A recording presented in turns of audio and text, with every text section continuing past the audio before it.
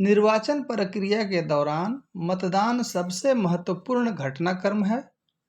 लोकतंत्र में मतदान के माध्यम से ही जनता अपनी पसंद को व्यक्त करती है तथा वैसे अभ्यर्थियों को चुनती है जो उनका प्रतिनिधित्व करें। अतः मतदान प्रक्रिया में किसी भी तरह की अनियमितता के कारण पूरी निर्वाचन प्रक्रिया दूषित हो जाती है। फलतः यह आवश्यक है कि मतदान की पूरी प्रक्रिया कानूनी प्रावधानों एवं विहित प्रक्रिया के अनुसार संपन्न हो। त्रिस्तरीय पंचायतों के आम निर्वाचन 2022 हेतु मत पेटिकाओं के माध्यम से मतदान संपन्न कराया जाएगा।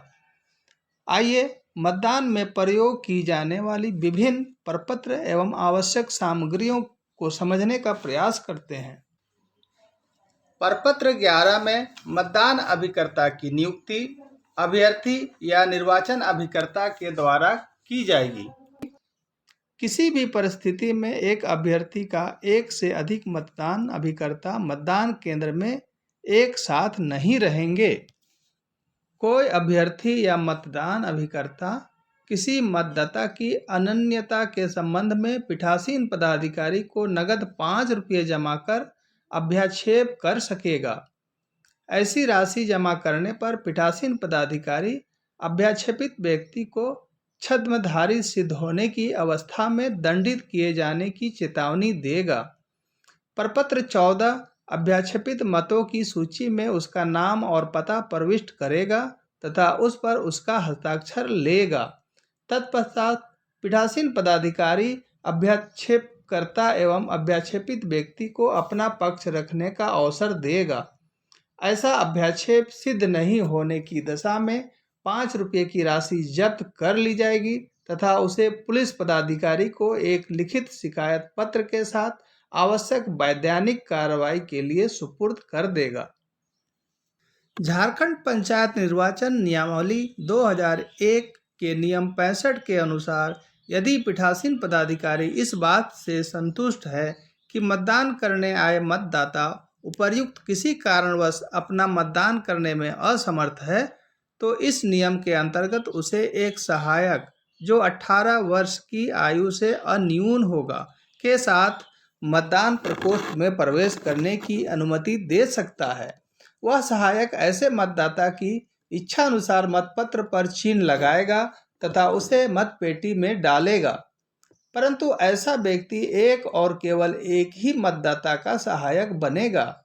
पीठासीन पदाधिकारी ऐसे मामले का अभिलेख प्रपत्र 15 में रखेगा।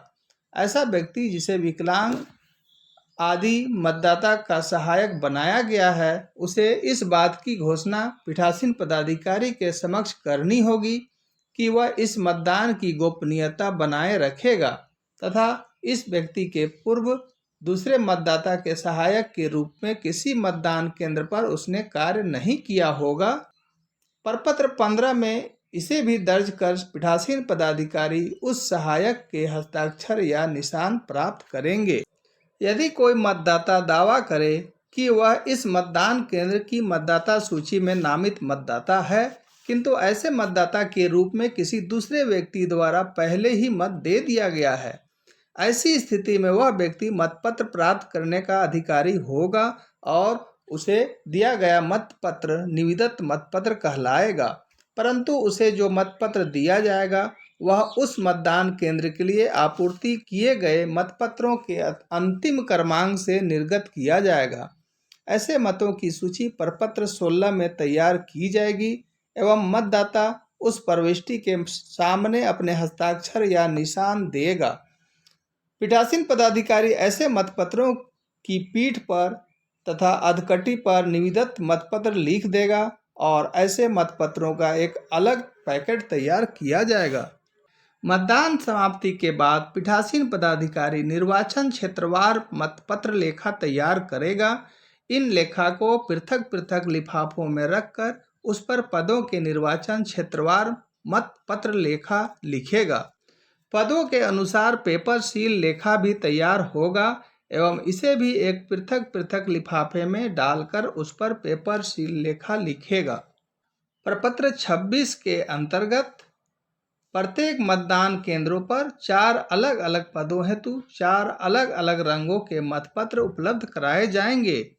मतदान दल चेकलिस्ट के आधार पर सारे सामग्रियों की जांच करके सुनिश्चित कर लेंगे कि मतदान संबंधित सभी सामग्री ठीक हैं तथा इन सामग्रियों को कोई नुकसान नहीं हुआ है।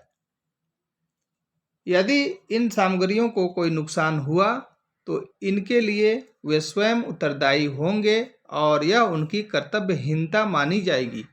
जब यह सुनिश्चित हो जाए कि पीठासीन पदाधिकारी ने मतदान के पूर्व की सारी प्रक्रियाओं का विधिवत संचालन कर लिया है, तब पीठासीन पदाधिकारी प्रपत्र 31 में मतदान प्रारंभ करने की घोषणा करेगा, जिसमें वहां उपस्थित मतदान अभिकर्ता भी हस्ताक्षर करेंगे।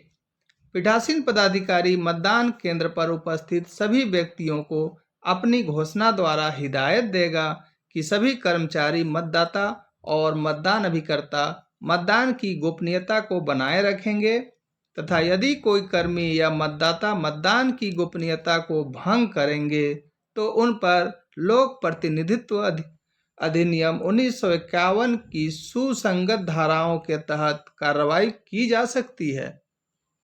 किसी भी परिस्थिति में मतदान समाप्ति की घोषणा निर्धारित समय पर ही करनी है, परंतु वह उन मतदाताओं को मतदान करने की अनुमति देगा जो मतदान समाप्ति के समय के पूर्व मतदान केंद्र में उपस्थित हो गए हों, भले ही इस कारण मतदान निर्धारित अवधि से कुछ समय बाद समाप्त हो। इसके लिए वह अपने हस्ताक्षर से एक एक पर्ची लाइन में लगे सभी मतदाताओं को पीछे से देगा। उक्त पर्ची पर वह क्रमांक अंकित कर देगा तथा उसका रिकॉर्ड भी रखेगा कि कितने मतदाता लाइन में लगे हुए हैं। प्रत्येक मतदान केंद्र का पीठासीन पदाधिकारी अपने मतदान केंद्र पर होने वाले मतदान से संबंधित प्रत्येक गतिविधि को आयोग द्वारा संशोधित प्रपत्र 36 में अंकित करेगा। यदि कोई विशेष घटना मतदान केंद्र पर घटती है तो उसका भी उल्लेख डायरी में किया जाएगा। 90% एवं उससे ऊपर मतदान की स्थिति में तारांकित किया जाएगा। मतपेटी के अंदर डालने और बाहर चिपकाने हेतु लेबल प्रपत्र 38 में तैयार किया जाएगा। इन सभी प्रपत्रों के अतिरिक्त कुछ आवश्यक सामग्रियां भी आपको संभालकर एवं सुरक्षित रखना आवश्यक होगा। इसके बिना मतदान स्थल में काफ़ी परेशानियों का सामना करना पड़ सकता है। सबसे महत्वपूर्ण है प्रभेदक रबर की मुहर। प्रत्येक मतदान केंद्र के लिए एक प्रभेदक रबर की मुहर उपलब्ध कराई जाएगी। इस प्रभेदक चिन्ह से मतपत्रों एवं उसके प्रतिपर्ण के पीठ पर मुहर लगाई जाएगी। इस प्रभेदक चिन्ह में जिला का नाम, प्रखंड का नाम एवं मतदान केंद्र संख्या अंकित रहेंगे। अन्य सामग्रियां हैं मतपेटी, मेटल सील, क्रॉस रबर मुहर, अमिट स्याही, स्याही युक्त स्टाम्प पैड, मतदाता सूची, पेपर सील। धन्यवाद।